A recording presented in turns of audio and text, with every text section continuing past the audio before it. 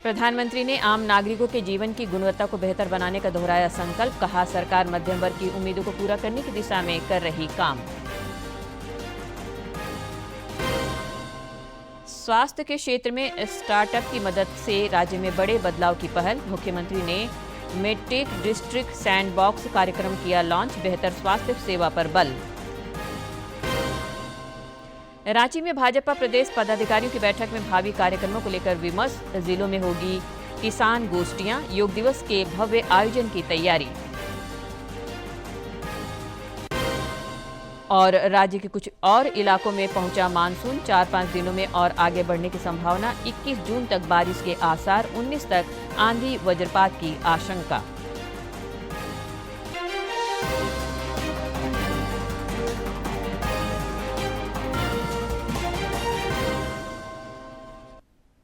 नमस्कार, खबरें झारखंड में आपका स्वागत है। मैं हूं रोज उरांव और अब समाचार विस्तार से। प्रधानमंत्री नरेंद्र मोदी स्लोवाकिया की यात्रा पर हैं। यहां उन्हें आज गार्ड ऑफ ऑनर दिया गया और औपचारिक स्वागत हुआ। राजधानी ब्रातिस्लावा में श्री मोदी की स्लोवाकियाई समकक्ष के साथ द्विपक्षीय वार्ता हुई। बाद में विभिन्न क्षेत्रों में सहयोग को लेकर समझौता ज्ञापनों का आदान प्रदान हुआ। श्री मोदी ने संयुक्त प्रेस वार्ता में स्लोवाकिया के साथ रक्षा और अंतरिक्ष विज्ञान के क्षेत्र में सहयोग के महत्व को रेखांकित किया।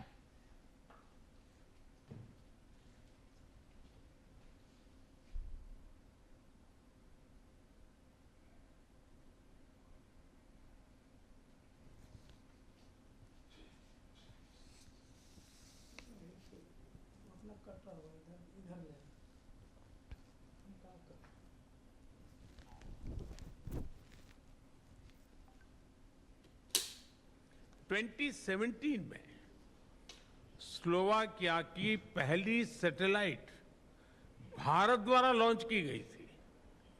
आज भारत में स्पेस सेक्टर अभूतपूर्व गति से नई ऊंचाइयां छू रहा है। मैं स्लोवाकिया की कंपनियों को इस विकास यात्रा में शामिल होने के लिए आमंत्रित करता हूं। सिविल न्यूक्लियर एनर्जी भी दोनों देशों के लिए मुख्य प्राथमिकता का क्षेत्र है। हमने इस क्षेत्र में दोनों देशों की इंडस्ट्रीज और एक्सपर्ट्स के बीच सहयोग बढ़ाने पर बल दिया। रक्षा सहयोग हमारे गहरे आपसी विश्वास और स्ट्रेटेजिक कन्वर्जेंस का प्रमाण है। मुझे खुशी है कि इस महत्वपूर्ण क्षेत्र में आज हमने लेटर ऑफ इंटेंट साइन किया। इससे ज्वाइंट डेवलपमेंट, ज्वाइंट प्रोडक्शन और डिफेंस इंडस्ट्रीज के बीच सहयोग को नई गति मिलेगी। फ्रेंड, वैश्विक मंच पर भी भारत और स्लोवाकिया करीब ही सामंजस्य से आगे बढ़ रहे हैं।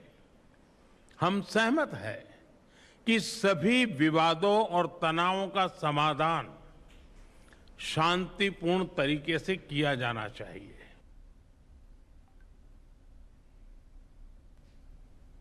प्रधानमंत्री नरेंद्र मोदी कल फ्रांस के एवियन शहर में G7 शिखर सम्मेलन के संपर्क सत्र में भाग लेंगे। इधर प्रधानमंत्री ने अपने फ्रांस दौरे से संबंधित कुछ झलकियां सोशल मीडिया पर साझा की है।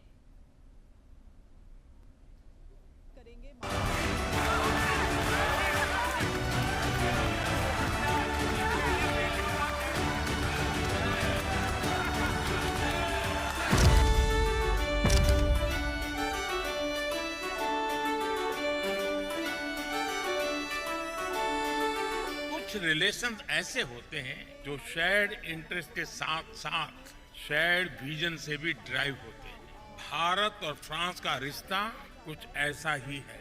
इस रिश्ते में कनेक्शन भी है, कन्विक्शन भी है। इस रिश्ते में इनोवेशन भी है, इंस्पिरेशन भी है। इस रिश्ते में शेयर्ड वैल्यूज हैं, शेयर्ड विजन भी है।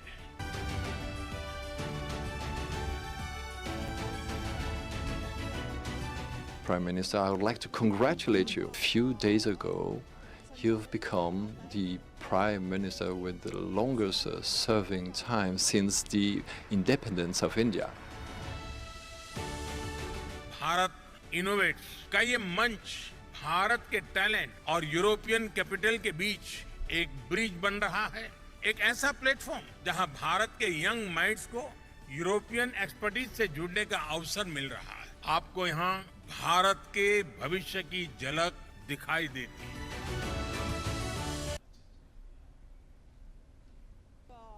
कल आगाज करेंगे माननीय मुख्यमंत्री हेमंत सोरेन जी ही इस कार्यक्रम का। प्रधानमंत्री नरेंद्र मोदी ने आम नागरिकों के जीवन की गुणवत्ता को बेहतर बनाने की प्रतिबद्धता दोहराई है। उन्होंने आज एक सोशल मीडिया पोस्ट में कहा कि सरकार के लिए यह गर्व की बात है कि वह मध्यम वर्ग की उम्मीदों को पूरा करने की दिशा में काम कर रही है।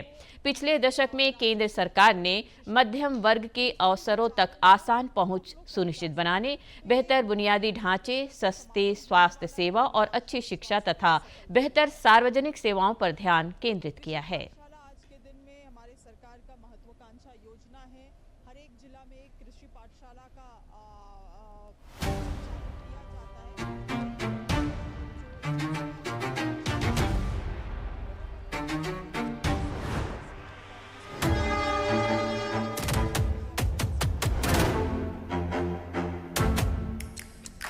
ईज ऑफ लिविंग, इसका सबसे बड़ा लाभ तो मेरे मध्यम वर्गीय परिवारों को होना। विकास के लिए हमारी नीति एकदम साफ रही है। इंफ्रास्ट्रक्चर पर बल दो, मध्यम वर्ग को सुविधा दो, मेट्रो कनेक्टिविटी, इलेक्ट्रिक वाहन, सोलर पावर, सस्ता इंटरनेट, बेहतर सड़कें, इस प्रकार का इंफ्रास्ट्रक्चर आज देशवासियों को नए अवसर दे रहा है। 2013 में 2 लाख तक की आय टैक्स में मुक्ति थी। आज हमने 12 लाख तक टैक्स में मुक्ति कर दी। आयुष्मान योजना का लाभ देकर के, और उसका सबसे बड़ा लाभ मिडिल क्लास के बुजुर्गों को मिल रहा है। शहरी मिडिल क्लास की परेशानियां और चुनौतियों को भी दूर करने का हमारी सरकार ने बहुत गंभीर प्रयास किया। रेरा कानून ऐसा ही एक बड़ा कदम रहा है। इस कानून ने पूरे हाउसिंग सेक्टर को अविश्वास और धोखाधड़ी से बाहर निकालने में बहुत बड़ी मदद की। पहली बार घर खरीदने वालों को लाखों रुपयों की मदद भी दी जा रही है। आज भारत के करीब 94 करोड़ लोग सोशल सिक्योरिटी नेट के दायरे में आ चुके हैं। और आप जानते हैं 10 साल पहले क्या स्थिति थी? सिर्फ 25 करोड़ लोग सोशल सिक्योरिटी के दायरे में थे, आज 94 करोड़ हैं। भारत के 25 करोड़ लोगों ने गरीबी को हराया है। ये सभी साथी हम न्यू मिडिल क्लास का हिस्सा बने हैं। ये न्यू मिडिल क्लास देश की सबसे एनर्जेटिक, सबसे एस्पिरेशनल क्लास है।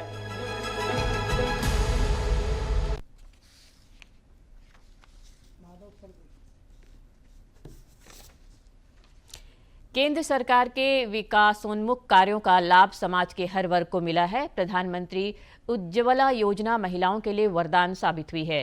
राजधानी की कई महिलाओं की जिंदगी में इस योजना से सुखद बदलाव आया है।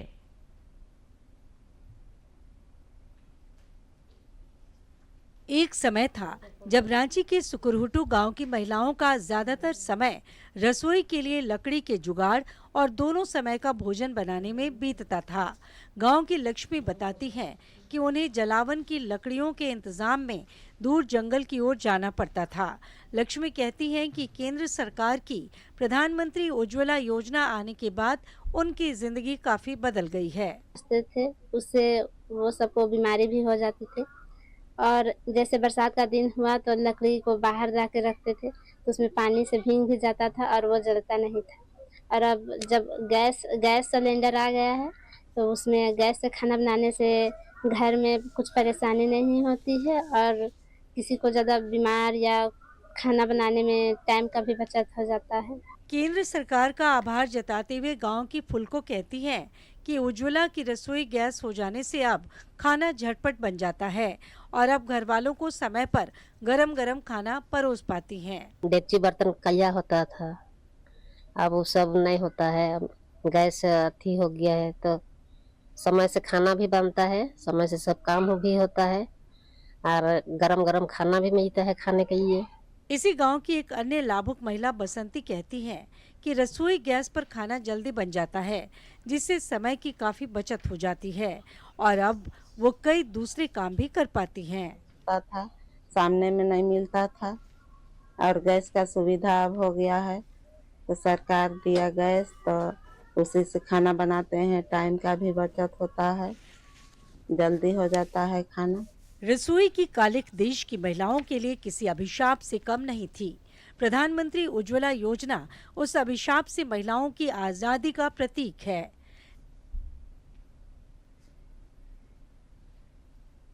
स्वास्थ्य के क्षेत्र में स्टार्टअप की मदद से राज्य में बड़े बदलाव की पहल हुई है। मुख्यमंत्री हेमंत सोरेन ने आज रांची में मेडटेक डिस्ट्रिक्ट सैंड बॉक्स कार्यक्रम को लॉन्च किया। इस दौरान स्वास्थ्य मंत्री इरफान अंसारी समेत कई गणमान्य लोग मौजूद रहे। मुख्यमंत्री ने अपने संबोधन में बेहतर स्वास्थ्य सेवा पर बल दिया। श्री सोरेन ने कहा कि स्वास्थ्य सेवा की चुनौतियों के समाधान के लिए शोध और नवाचार पर जोर देने की आवश्यकता है। उन्होंने कहा कि राज्य सरकार मूल सुविधाओं के साथ स्वास्थ्य सेवा को भी जन जन तक पहुंचाने के लिए दृढ़ संकल्पित है।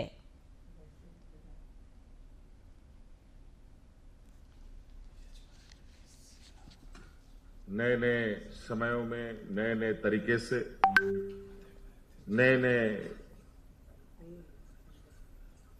रास्ते तलाश कर उन तक पहुंचने का प्रयास हमेशा सरकार करती है।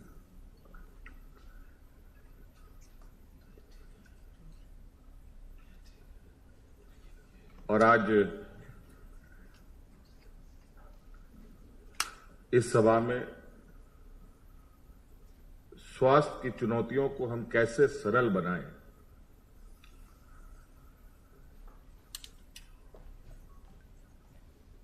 इस पर आगे बढ़ने का एक प्रयास प्रारंभ हुआ है।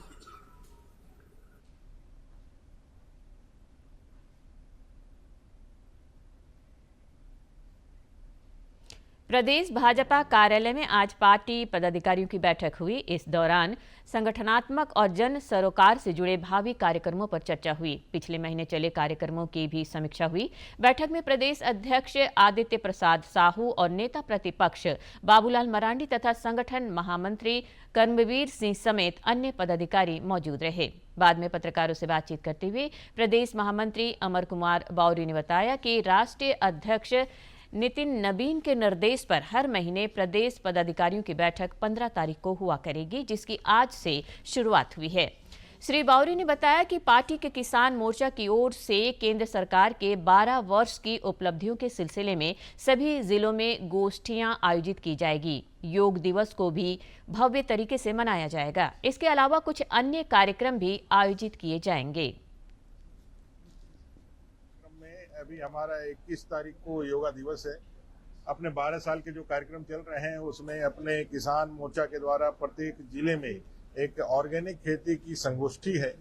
23 तारीख को अमर बलिदान दिवस है अपने डॉक्टर श्यामा प्रसाद मुखर्जी जी का, और 25 जून को आपातकाल के ऊपर कार्यक्रम है। एक कुछ कार्यक्रम निर्धारित है और अगले एक महीने के लिए जो हमारे पूरे कार्यक्रम है उसकी कार्य योजना पे डिस्कशन चल रहा है। और माननीय राष्ट्रीय अध्यक्ष जी का जो प्रवास यहाँ रहा है और जिस प्रकार से हमारा प्रशिक्षण संपन्न हुआ है, एसआईआर की जो बातें हैं और जो हमारे कार्यक्रम चल रहे हैं 12 सालों में, उसकी समीक्षाएं चल रही है। ये पूरी तरह से सांगठनिक बैठक है और सांगठनिक बैठक के धार देने के लिए कार्यक्रम चल रहा है, बैठकें चल रही है। केंद्र सरकार द्वारा कृषि प्रक्षेत्र के विकास पर विशेष जोर दिया जा रहा है। सरकार की पहलों से किसानों का उत्पादन और आय बढ़ी है। साहिबगंज के पहाड़ी और ग्रामीण इलाकों में मशरूम की खेती आत्मनिर्भरता की नई मिसाल बन रही है। जो मशरूम कभी बरसात के दिनों में जंगलों और घरों के आसपास प्राकृतिक रूप से उगा करते थे, आज वही मशरूम उन्नत तकनीक और प्रशिक्षण की बदौलत किसानों की आय का जरिया बन गए हैं। तस्वीरों में किसान मशरूम का उत्पादन, पैकिंग और तैयार फसल का निरीक्षण करते दिखाई दे रहे हैं।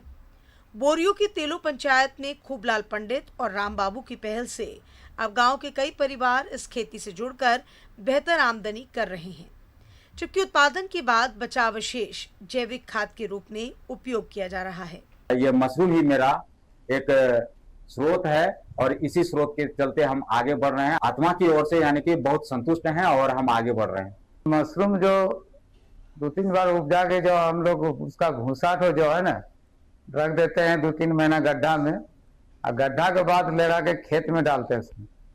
खेत में डालते हैं ना तो ऊपर ज्यादा होता है। कृषि विभाग और आत्मा परियोजना के सहयोग से किसानों और महिलाओं को मशरूम उत्पादन का प्रशिक्षण और तकनीकी मार्गदर्शन दिया जा रहा है।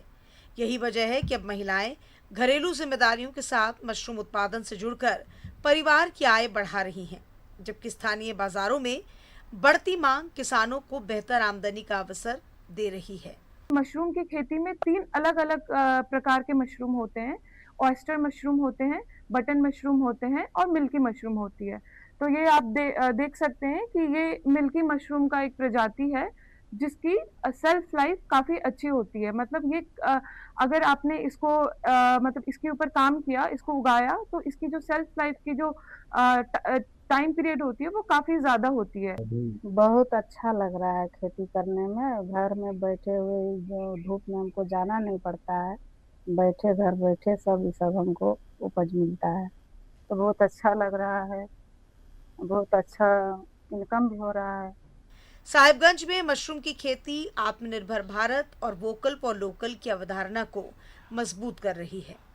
इससे किसानों और महिलाओं को स्वरोजगार के नए अवसर मिल रहे हैं, साथ ही ग्रामीण अर्थव्यवस्था को नई मजबूती भी मिल रही है। साहिबगंज से आनंद कुमार ओझा की रिपोर्ट।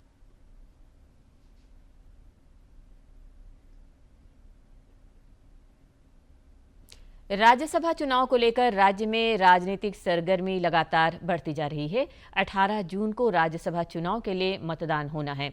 ऐसे में प्रत्याशियों ने संपर्क तेज कर दिया है। 2 सीटों के लिए झारखंड में हो रहे राज्यसभा चुनाव के लिए 3 प्रत्याशी झामुमो के बैद्यनाथ राम, कांग्रेस के प्रणव झा और एनडीए समर्थित परिमल नाथवानी चुनावी मैदान में हैं। इधर समीकरण और संख्या बल पर बयानबाजी तेज है।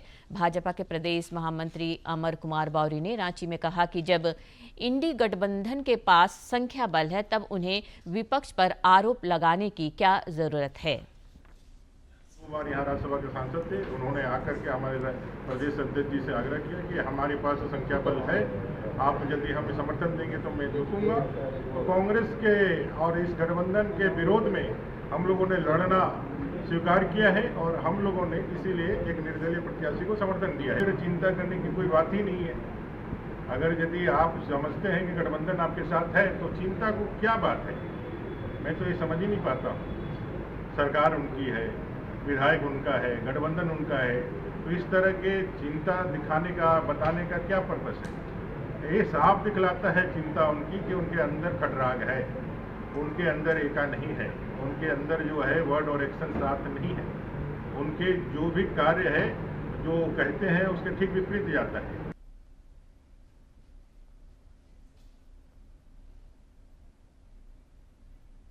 राज्य सरकार ने राजीव रंजन के इस्तीफे के बाद रोहित शय राय को नया महाधिवक्ता बनाया है। गौरतलब है कि राजीव रंजन ने कल महाधिवक्ता पद से इस्तीफा दे दिया था, जिसे सरकार ने स्वीकार कर लिया। इधर इस विषय पर भाजपा ने राज्य सरकार पर हमला बोला है। पार्टी के प्रदेश प्रवक्ता अजय शाह ने तीखा तंज करते हुए राज्य सरकार की शैली पर सवाल उठाए हैं। उन्होंने कहा कि राज्य में ऐसा शासन चल रहा है जहां किसी भी संवैधानिक पद पर बैठे व्यक्ति का भविष्य सुरक्षित नहीं है। श्री शाह ने राजीव रंजन के पूरे कार्यकाल पर सरकार से श्वेत पत्र जारी करने की मांग की।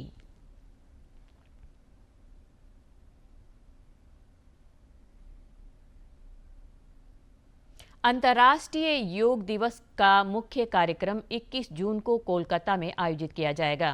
केंद्रीय आयुष मंत्री प्रताप राव जाधव ने आज नई दिल्ली में एक प्रेस वार्ता में बताया कि समारोह का आयोजन प्रधानमंत्री नरेंद्र मोदी के नेतृत्व में होगा। उन्होंने कहा कि इस वर्ष अंतर्राष्ट्रीय योग दिवस पर स्वस्थ जीवन के लिए योग मुख्य विषय होगा। श्री जाधव ने बताया कि हुगली नदी पर 500 नावों पर विशेष योग कार्यक्रम होगा।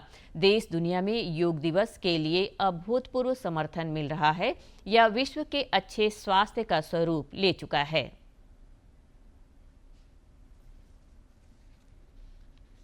केंद्रीय आयुष मंत्री प्रताप राव जाधव ने अंतर्राष्ट्रीय योग दिवस से पहले नई दिल्ली में नेशनल मीडिया सेंटर में एक प्रेस वार्ता को संबोधित किया।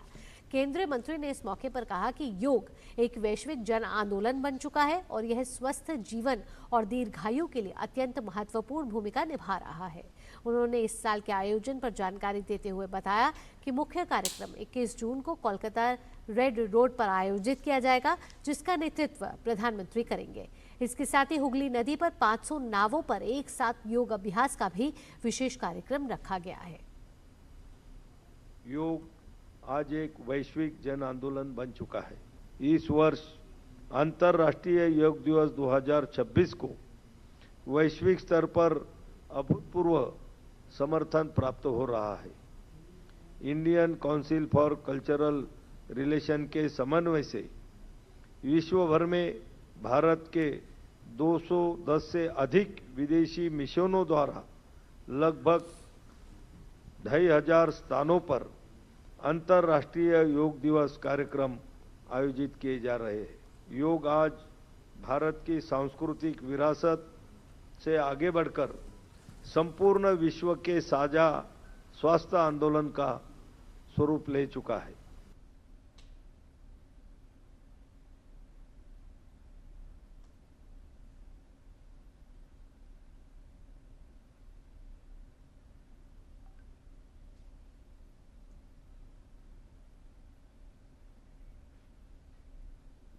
रक्षा राज्य मंत्री संजय सेठ ने राज्य स्तरीय पुरस्कारों से सम्मानित लेखक सरन उरांव के निधन पर संवेदना व्यक्त की है। श्री सेठ ने आज उनके हेहल स्थित आवास पर जाकर श्रद्धांजलि दी।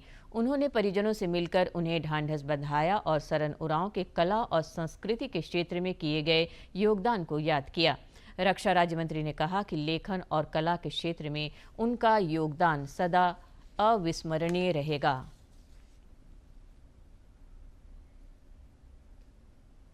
प्रधानमंत्री नरेंद्र मोदी इस महीने की 28 तारीख को मन की बात कार्यक्रम में देश विदेश के लोगों के साथ विचार साझा करेंगे। श्रोता कार्यक्रम के लिए अपने सुझाव भेज सकते हैं। इसके लिए फोन लाइन 26 जून तक खुली रहेगी। गौरतलब है कि प्रधानमंत्री का यह कार्यक्रम कई जन आंदोलनों का वाहक बना है और लोग हर महीने इस लोकप्रिय कार्यक्रम का बेसब्री से इंतजार करते हैं। राज्य के कुछ और इलाकों में आज मानसून ने प्रवेश किया। रांची मौसम विज्ञान केंद्र ने इस बात की जानकारी साझा करते हुए बताया कि 4-5 दिनों में इसके और आगे बढ़ने की संभावना है। 21 जून तक राज्य के विभिन्न क्षेत्रों में बारिश के आसार हैं। 19 तक कुछ इलाकों में आंधी और वज्रपात की आशंका है। पिछले 24 घंटे के दौरान डाल्टनगंज में अधिकतम तापमान 40.4 डिग्री सेल्सियस रिकॉर्ड किया गया, जो राज्य में सर्वाधिक रहा। आने वाले दिनों में तापमान में थोड़ी और वृद्धि की संभावना है।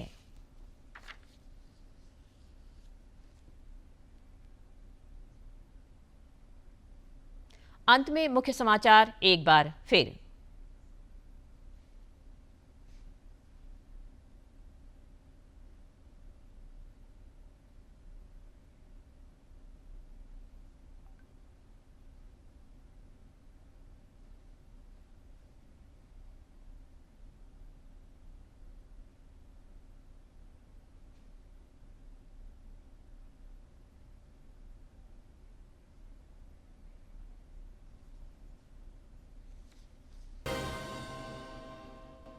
प्रधानमंत्री ने आम नागरिकों के जीवन की गुणवत्ता को बेहतर बनाने का दोहराया संकल्प। कहा, सरकार मध्यम वर्ग की उम्मीदों को पूरा करने की दिशा में कर रही काम।